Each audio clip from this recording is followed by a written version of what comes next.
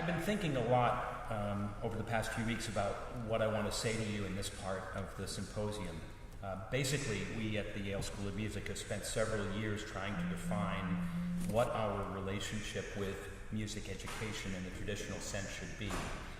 And we do that under the framework that we don't offer traditional music education degrees, but that we do talk a lot at our school, led by Dean Blocker, who you'll meet tonight, about our students as cultural leaders, as people who can change the world or change their neighborhood through their music. So here is how I'm going to try to explain it to you. And really, this is the first public explanation we really have done about why we're doing this. I think, I challenge you to answer why, and this conversation has encouraged us to think why. I think because in New Haven, it's taken us probably 5 years to sort of think through all of these things and get to where we are. I wanted to start by showing you a short video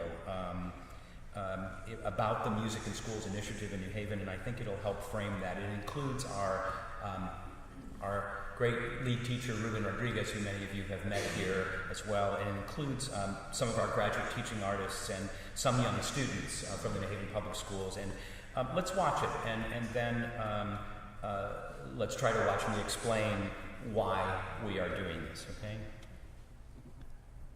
Ruben promised me I would know how to do this by just doing that. Oh no, wait, doing that. There we go. 1, 2.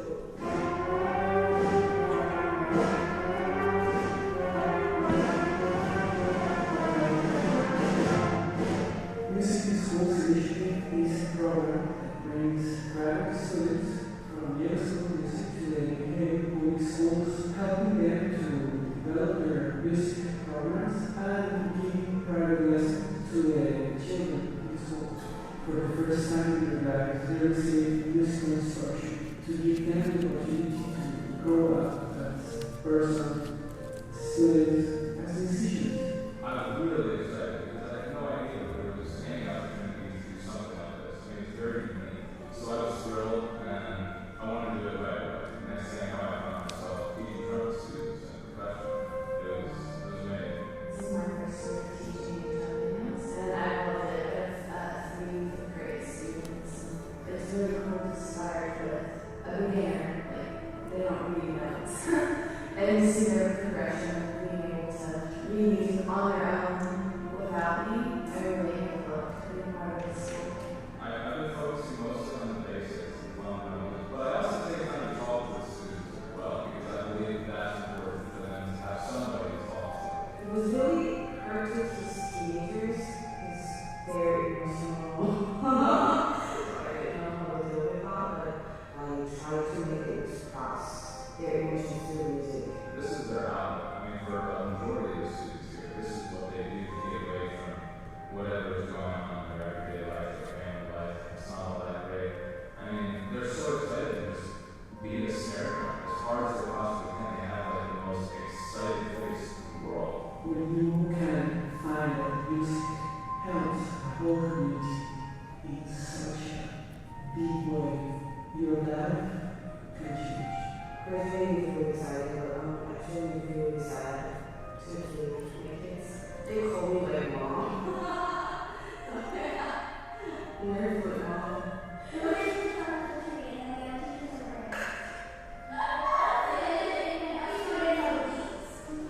I almost feel like a parent sometimes because I'm not just teaching music anymore. I feel like I'm teaching life skills or something. And I really developed as a human being. And this program has changed my life. It really has.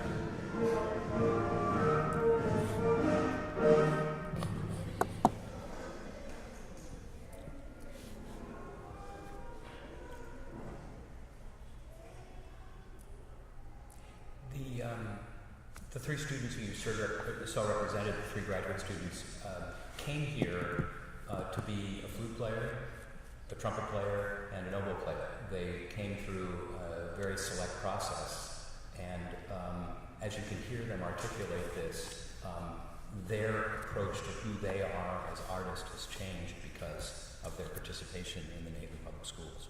Our school is really small and very select. 200 graduate students in performance and composition, and we offer full tuition scholarships for each student who attends. Last year we had over 1,500 applications for the 100 slots. I'm not saying this to brag or anything, though. I'm saying this because I want you to understand that many of the greatest young musicians in their early 20s come to the Yale School of Music from around the world at a very important point in their development. Most have finished at least their undergraduate training, and they come here to study with great private teachers, to perform chamber music and orchestra, and to prepare for careers in those fields. But while they're here, we can help open their eyes a bit, and that's what we're trying to do. In a general way, that is exactly what we're trying to do. And the decision we've made is that we will offer our students the opportunity to train as graduate teaching artists, performers who go into the New Haven Public Schools to partner with full-time certified teachers to teach small group, teach privately, play band and orchestra, basically to partner with a teacher. It's because our philosophy includes support for full-time certified music teachers in schools. We understand that in every community that's not true at this point. There isn't always that framework, particularly in urban settings. But we want to teach our talented performers that the concept of being a teaching artist is not to replace the work of certified music teachers, but to complement, by the way, with an E. We don't need to compliment you anymore, to complement their work, and or to create programs that are consistent with what the school district has and needs. We're also training our performers in how to create curricular-based activities that general classroom teachers can use, one-time visits on a particular topic, for example.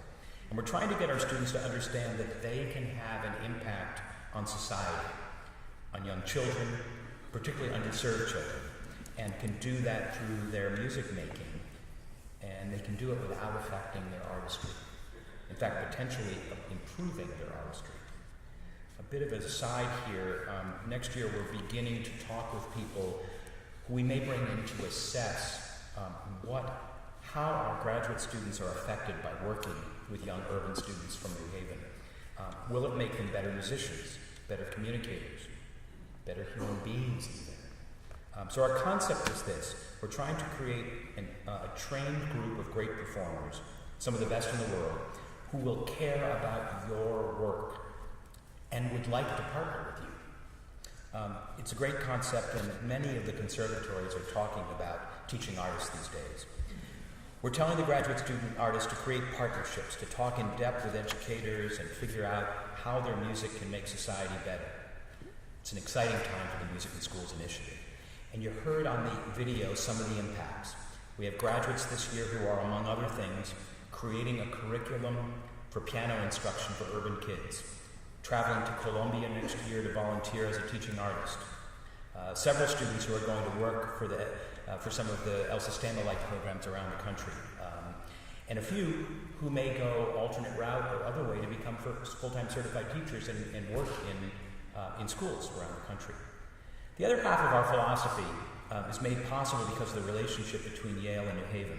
Over 20 years ago, Yale changed its philosophy about the city around it. Back then, the gates were closed. New Haven was more or less left to its own devices.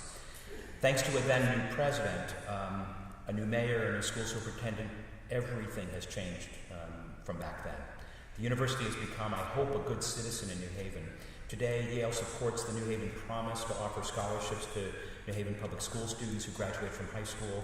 Many parts of Yale provide services to the schools, and that's where we fit in.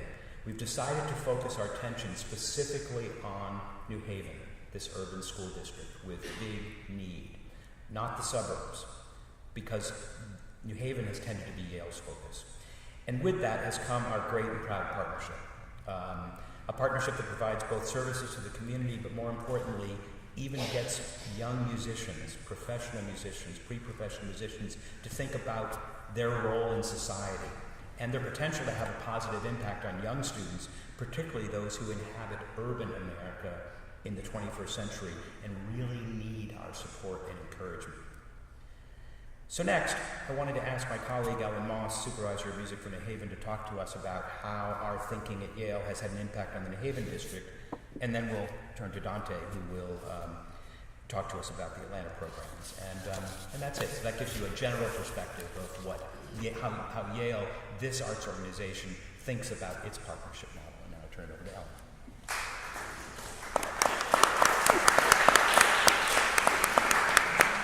So before I talk about our partnership model, I want to give you a little background about New Haven Public Schools. We're a very unique district, and especially unique urban district in terms of music education. I've been a New Haven Public School music educator for 33 years, and we have never seen a cut in the arts in this district. Thank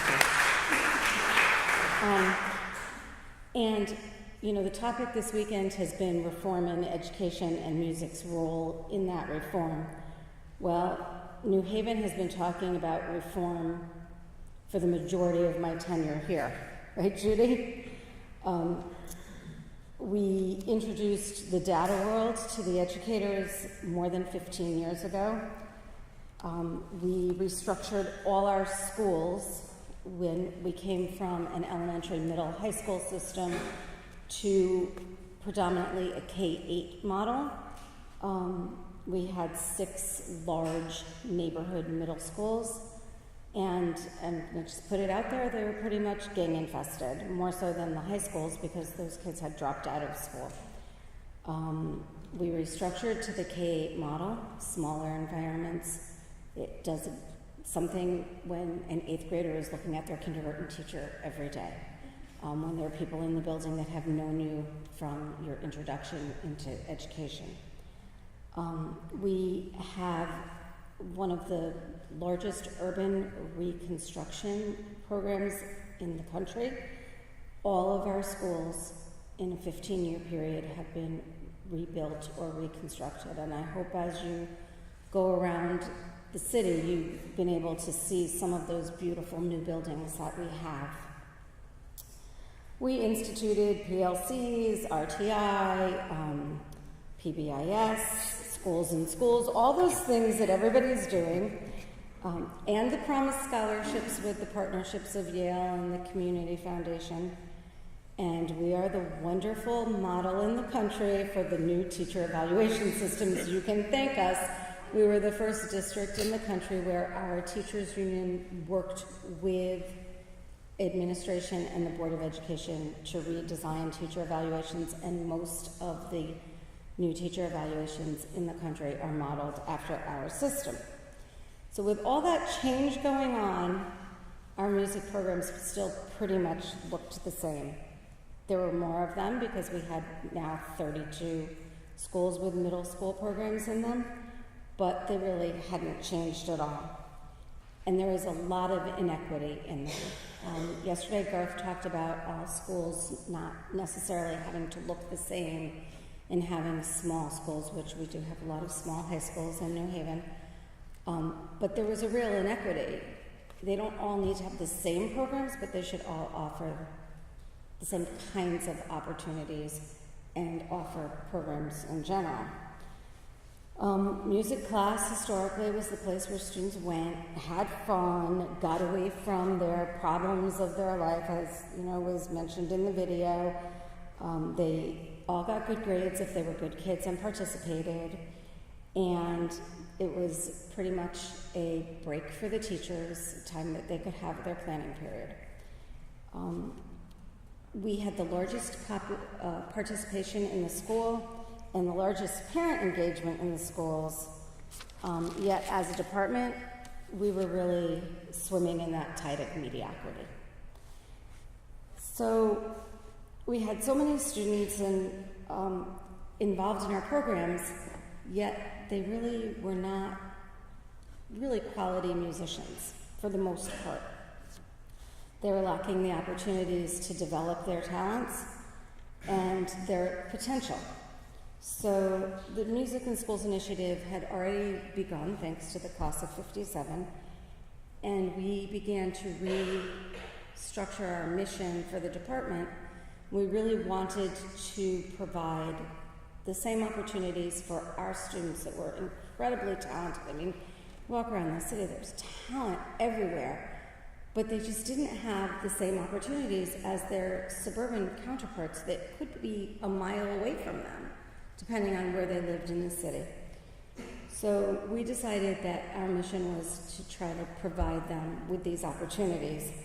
And we worked with the Music in Schools Initiative program and our partnership, and through lots and lots of discussion and reshaping and reforming and collaboration and some heated discussions. I'm not gonna have that Italian temper going. Ruben's wonderful for me, he calms me down, and Michael just smiles, and lots of collaborations and not necessarily mutual goals, but mutually respectful goals. We've really redesigned the partnership into what it is today. That does not mean that's what it's going to be in September. It's changed based on the needs in the department. Things that our teachers have come to us, said we need more vocal support, a lot of focus on instrumental. So we're constantly working on reshaping this as we reflect on what's needed and what we've seen work. So currently, and Ruben's here somewhere, I assume? Where's Ruben? Okay. Currently, there are 25 teaching artists in our schools. They service 32 school programs, and they work one-on-one and in small groups with our students, because that's what our students were lacking. We covered mostly that 80% that wasn't being covered, that was talked about this morning, but we didn't have the opportunities for our students to really get those small group one-on-one instruction, develop their own musicianship. So that's being done now. At any given time, you can go into schools in this district and see a Yale graduate student in the schools working with students. Additionally, there was a program here at Yale for the undergrads, the Instrumental Impact Program. And because it was undergraduates, it was kind of, a call shot, whether they were really coming, not coming, they had a paper due. That's part of the maturation process, understanding your responsibilities. This year we incorporated that into the Teaching Artist program. We trained those undergraduates when we trained the teaching artists, and that program has been so much more successful. So in addition to the 30-something teaching artists that are going out, we also have undergraduates going and working with our students. Over the past 4 years, we've instituted an All-City Honors Chorus, an All-City Honors Band, and an All-City Honors Orchestra. Currently, those are all occurring on Saturdays from January to May on this campus, and all these same buildings on the same area that you've been in this weekend. It's wonderful to go into Hendry Hall on a Saturday, and there are about 150 student musicians walking this campus. And I have to tell you, just as Michael said, that was not heard of. The New Haven community kind of was out there, and some of those really, really, really smart kids got to get in programs at Yale, but for the most part, they didn't cross by those Yale gates that didn't really exist, but in their minds existed. So this has been wonderful. And Yale also sponsors for our students a solo competition at 3 levels, elementary, middle, and high school. And that's really raised the bar for those musicians. They've gotten to see what's out there in the other schools. In addition to our own school-based programs, our adjudication festivals and things like that, they got to hear one-on-one and soloists and say, gee, I could be that kid, And so that's been wonderful. So these programs are working with over 400 New Haven Public School students in an intensive, continuous, personal program. Those 400 students have impacted their own school programs in other ways. These programs, through our partnership, have created musical leaders, and those leaders then go back to their school and help their students, the other students in the program. They help the other students aspire to being a better musician, and they coach, and they like to be the teaching artist. They've gone back to their schools to be teaching artists. I was at a middle school concert the other day, and there were high school students that had gone through our programs that were at that school, working as section leaders and coaching and getting people ready. The middle school students, even though we're a K-8 system, the middle school students now want to help the elementary students, and that's working. So they're going and helping those beginning band students produce, those first sounds, and working on their embouchure. And really, they can remember what it was like to try to get the squeaks out of that clarinet, and some of us can't remember that. We're so far away from it, and even some of the teaching artists are so innately talented. It's hard for them to give that information. In addition, we have high school students that are going to working as coaches and teaching artists at our neighborhood music school in their youth orchestra, and they're every week volunteering. A lot of students now are talking about going on and auditioning as music majors or music minors in college, and we have 4 that started with the teaching artists that are juniors and are preparing audition pieces already to go on and major in music next year. Initially, although our goal was to bridge the achievement gap in music, we've really been bridging the achievement gap through music. So with everything else going on in New Haven and with the Promise Scholarships, our students have seen this as a way to move on in life and a connection they can have with their peers, other peers entering college. Not necessarily to major in music, but to be a lifetime musician.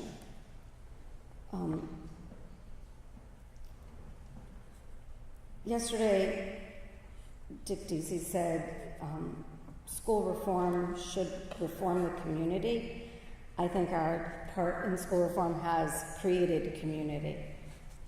Community with those students that are working, community with the teaching artists, but it's also brought the whole arts community in New Haven together to take another look at their partnerships, which before would be, I'm going to go in the school and perform for the kids, or we're going to go attend the young people's concert, the symphony orchestra. So our teachers have seen all those partnerships change. There's much more intensive work, a lot of collaboration with the teachers. We had 2 residencies through the symphony orchestra in our schools this year. Jazz Haven has come on board. They had T.S. Monk here, who came into the schools and did a big workshop. In the past, it was always just a performance or a fundraiser, or, we might go in and do a little petting the zoo for the instruments. We have partnerships with multiple orchestras and chamber ensembles in the city now. Partnerships with the neighborhood music school used to look like a few scholarships for a couple of extremely talented kids. It's now really intensive work where we actually have teachers that are conducting their ensembles and helping their other teachers know how to deal. It's that maybe don't have somebody at home saying, did you practice today? Or don't even have an instrument. We have to find instruments and provide those.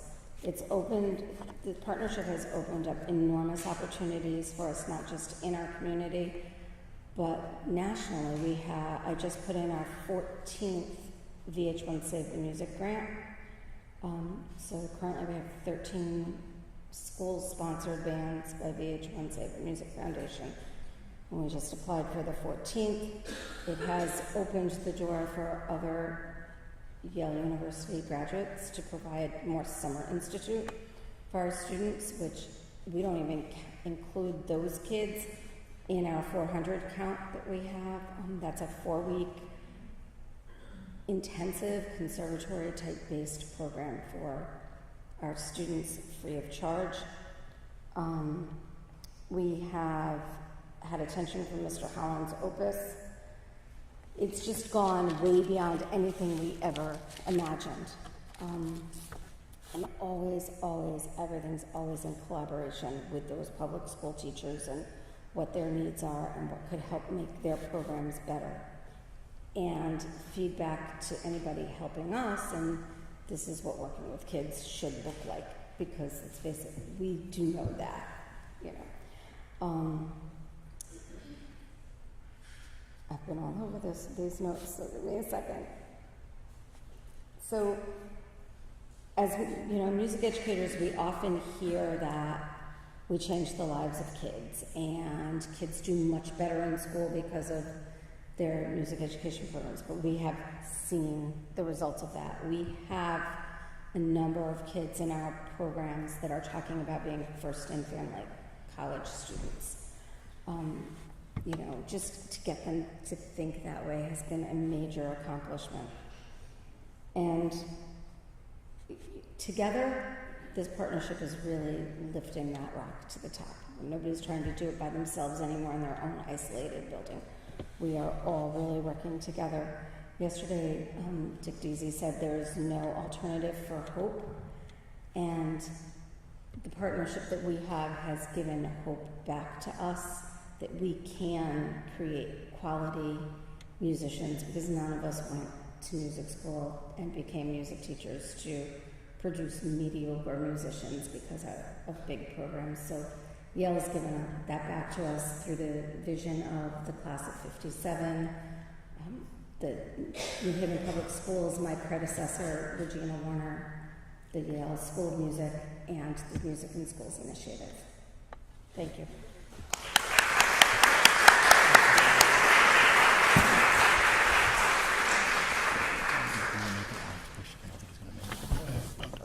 Do you want to switch spots with me?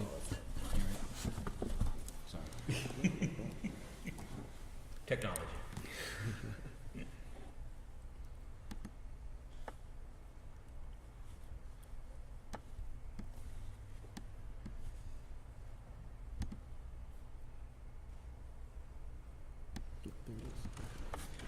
So we're gonna press play. Can I do, you think I can do that? I know Ruben came out to save him. And you said I can press play? Yeah, not yet though. That would be that little arrow. Michael. Thank you. Everyone is teasing me that they don't think I can find the little arrow that says He play. really can, but every time he goes to do it, Something goes wrong. it doesn't work, or it's Not already, yet. Not yet. it's already gone to sleep. So it was really interesting to hear the background with the Yale Music in Schools program from Dean Yaffe and Ms. West, and because I arrived here in 2007, I was that musician.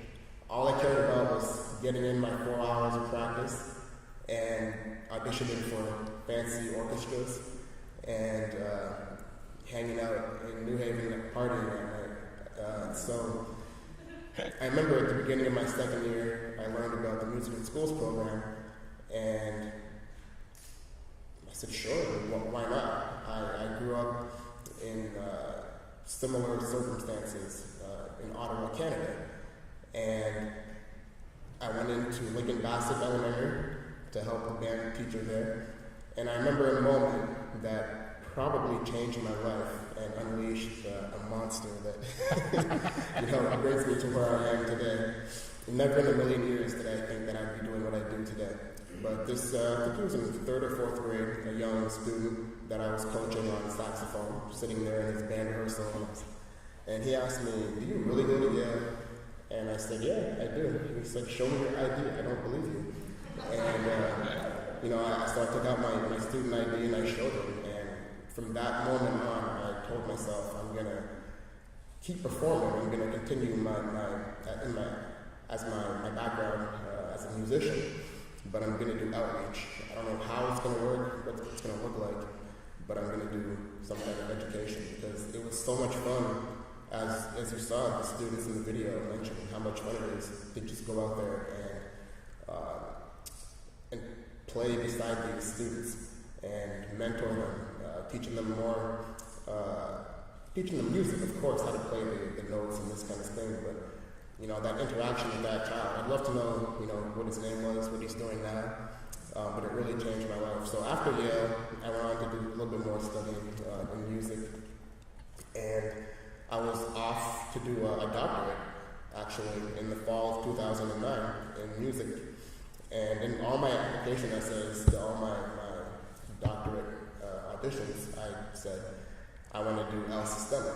I'd heard about Gustavo Dudamel and the LA Philharmonic and all this kind of thing. And I didn't know what my future would look like with education and El Sistema, but I knew that this work really, this is me. This is really what I am all about. And then this happened.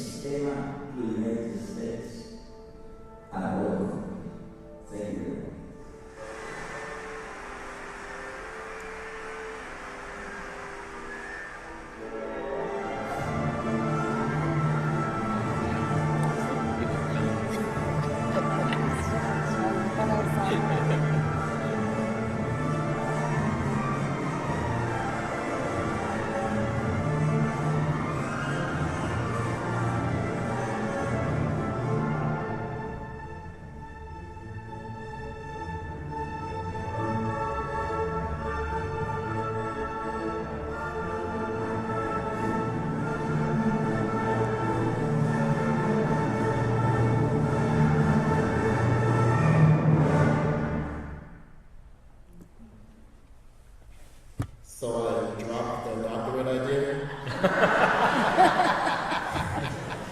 and I applied for the American Fellows also want to acknowledge you saw the picture of the 10 fellows and Dr. Gray. Two of the other fellows actually here, Rebecca Levi and David Malik. Where's David? Oh, back there.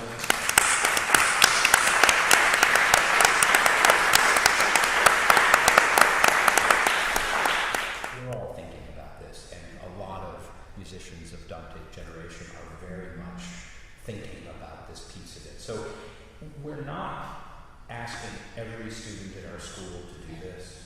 To some extent, it's self-selecting. It's self-selecting, and it's also our judgment about the potential to succeed. We insist upon a training program. We continue to do better in assessment of how the program is going to ensure that our grad students are, because, I don't want our grad students to go in and have guinea pigs be the, they fail. So we have a comprehensive training day before they start. Ruben keeps great tabs on the work of each of our teaching artists as they go into the schools to ensure that they report to him on how things are going, and our teacher partners at the schools, if there were any problems with the work that any of our teaching artists would do, they're getting back to us and letting us know. And as you saw yesterday from our colleagues in New Haven, they are very passionate about the program that the partnership that we have, and so they'll let us know if there's a grad student's problem. So it's not part of the audition process for students to get in here, and we're again doing that on purpose because our school is first and foremost a training ground and graduate level for the best performers in the world and composers in the world. But anyone who wants to participate has the potential. They have to be trained, and they are assessed as they go along in the course of the period that they're here. And it's volunteer. It's volunteer. Well, let's rephrase the term. They don't have to do it. It's elective for them to do it. They get paid. They do get paid. Yes. Yeah.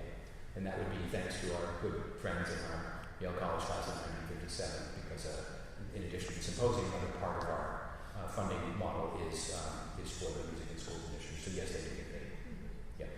Yeah. So when it comes to the students, we do have a broad base of economic diversity in New Haven, but it's pretty much centered in one area. So we definitely are serving the underserved students. The students, it depends what the program is, but for the teaching artist model, they're selected by the teachers. And sometimes it could be something that just needs to catch up or joins an ensemble later than the students or is new at the school.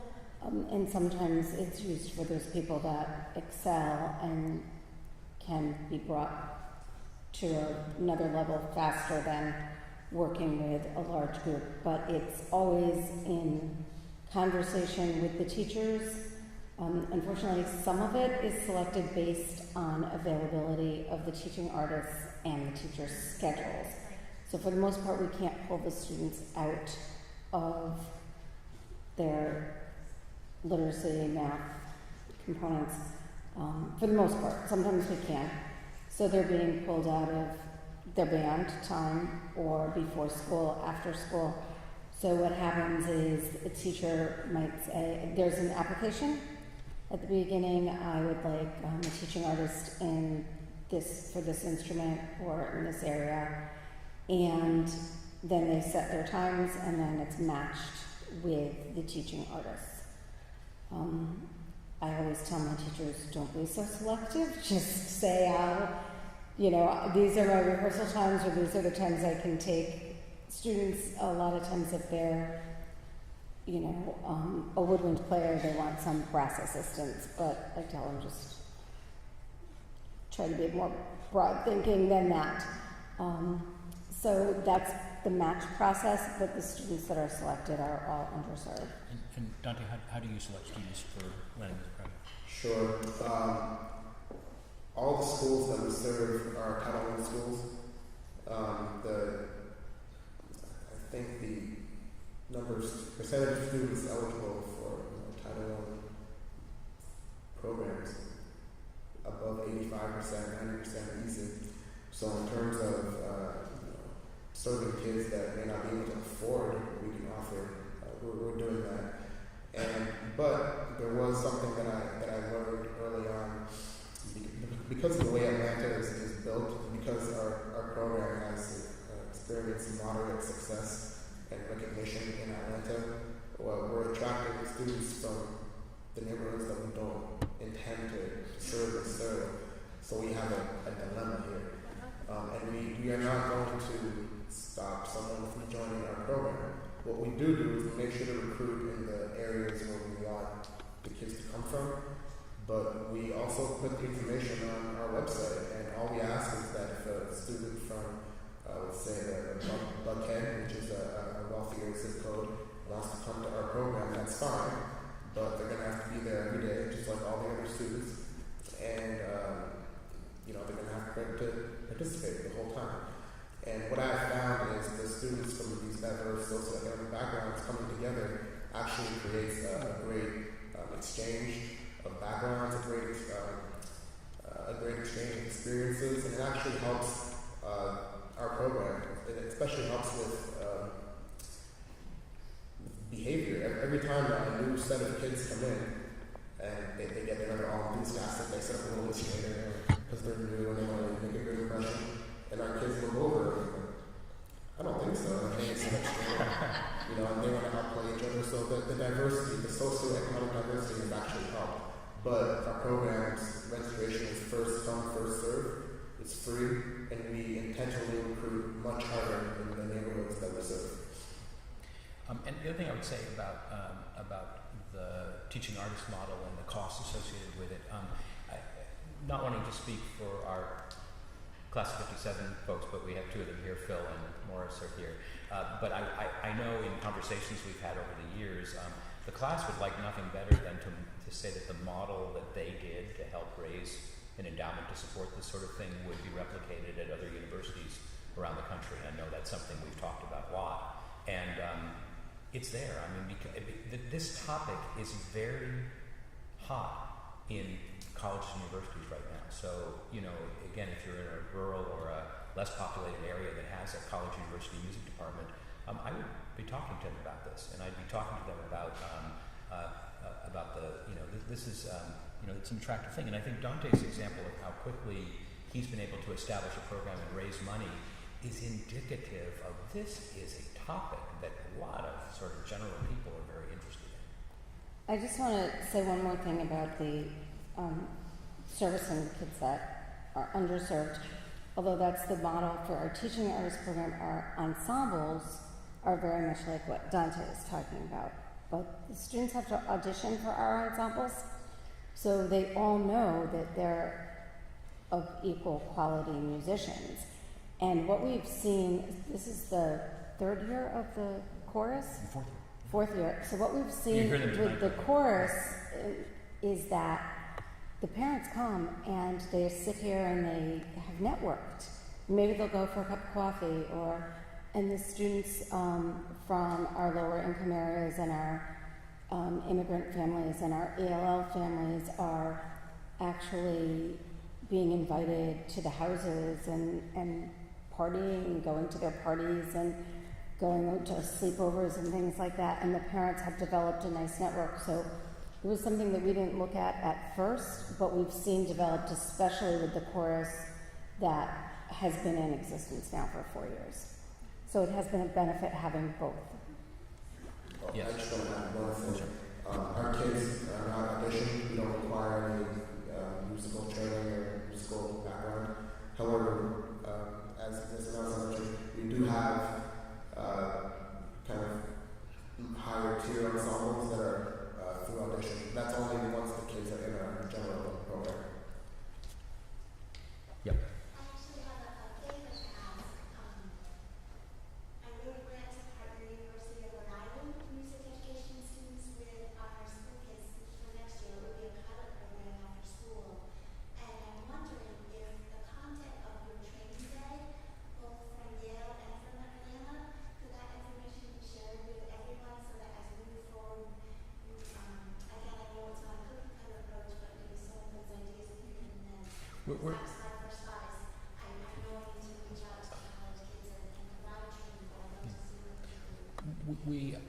We've been doing it in a gradual way, and so we have to think about. We actually We- haven't written anything yet. Doctor, we do you have really a written haven't. sort of curriculum for how you're training teaching artists?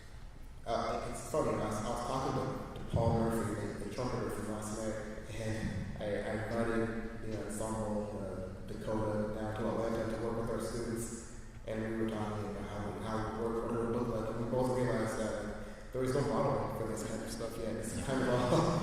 So actually, you're challenging us to do. I think we should. I mean, we actually we have a full day of training at the beginning of the semester, and actually, we should probably write that out. Last year was our first year of doing it. So what we have done and has worked, what we found maybe we didn't the right people for the job was we tried to have a New Haven Public School administrator there talking to the students, kind of, this might be what you will find.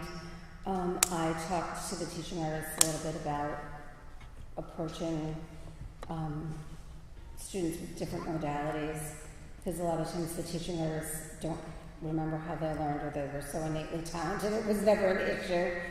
And Ruben has taken them and talked to them about scheduling and responsibility, and then another community organization that does similar work to Dante's has come in and done some training with them.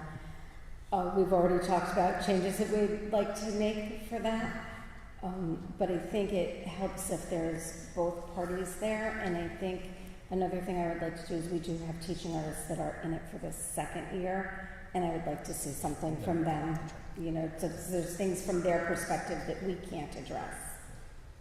I'm also available. I'll do. I love Rhode Island. I'll come out there. I'll work with your teachers. I'll do Skype calls.